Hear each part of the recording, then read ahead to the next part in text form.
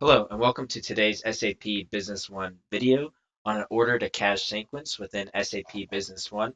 Today I'm going to give you a high-level overview of the sales AR process and how efficient it is to do an order to cash within the system. Right now I'm currently logged in as a sales manager in SAP Business One, and this is my sales cockpit. You can see on the left that there's a sales process, which is also called our workbench within the system, and it shows the document flow from sales quotation all the way into an incoming payment. So to start this process, I'm going to go through the whole entire sequence, but I'm going to start at the sales quotation document. When I click on sales quotation, it automatically populates in add mode. So here we're ready to populate our customer information, which is stored in our business partner master data, as well as adding items to the row level, which is stored in our item master data. So I'm going to type in micro to pull up the customer microchips. You can see it populates all the information from the business partner master data.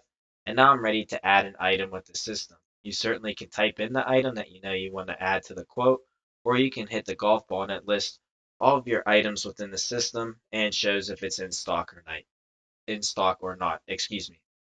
So I'm just going to pull a couple items to add to this quotation here. I'm going to change their quantities.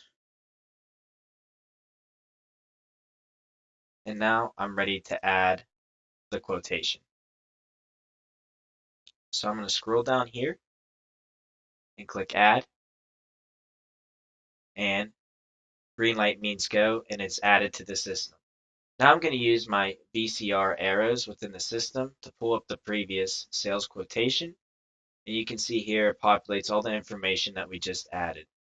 When I scroll down here, I can use the copy to functionality and either copy it to a sales order, a delivery, or an invoice. You have the ability, because of the cost of goods sold methodology within the system, to go straight from a sales quote to an invoice. You can start at an invoice, or you can go through the whole entire process. So let's copy this to a sales order and add that sales order in the system. You can see if there is any credit or commitment limits associated with the business partner. The system will populate a checks and balance for you. I click yes, and again, it populates here the sales order with the same information. What's nice, if you needed to edit the information, maybe you messed up on the sales quote and the person, or customer I should say, only wants one of the two FLC, you certainly can do that.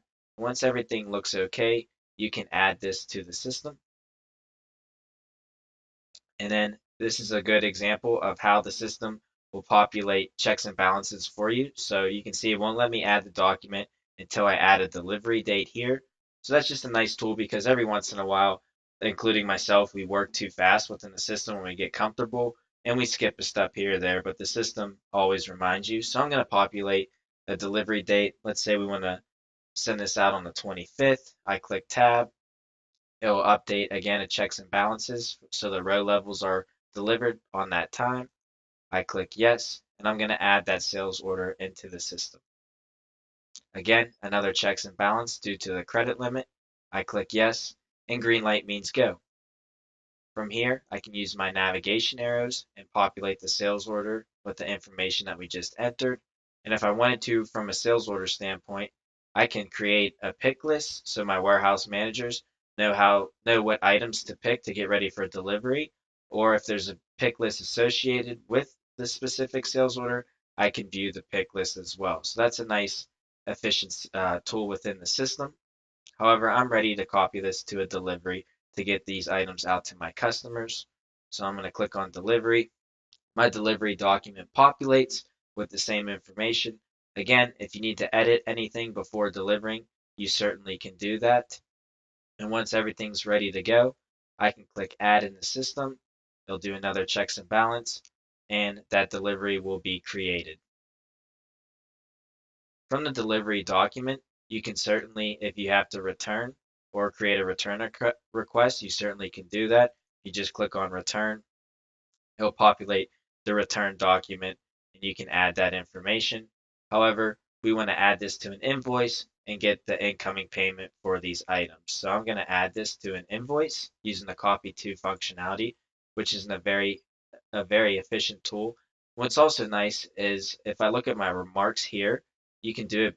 You can see that it was based on the sales quotation, then based on the sales order, and then based on the delivery. So it keeps track of the documents that are linked throughout the process of order to cash.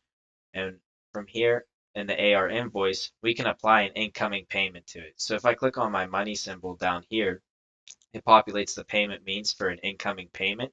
I could do it by check within the system. I could do a bank transfer and apply the GL accounts. It can populate a credit card that is applied to the customer on the business partner master data, or I can simply pay for it in cash. And I can add my balance down here by just clicking on Control B, and it takes the total balance and it applies that incoming payment. Now I'm ready to add the invoice into my system. So I click Add. Again, another checks and balance will occur and that invoice is added.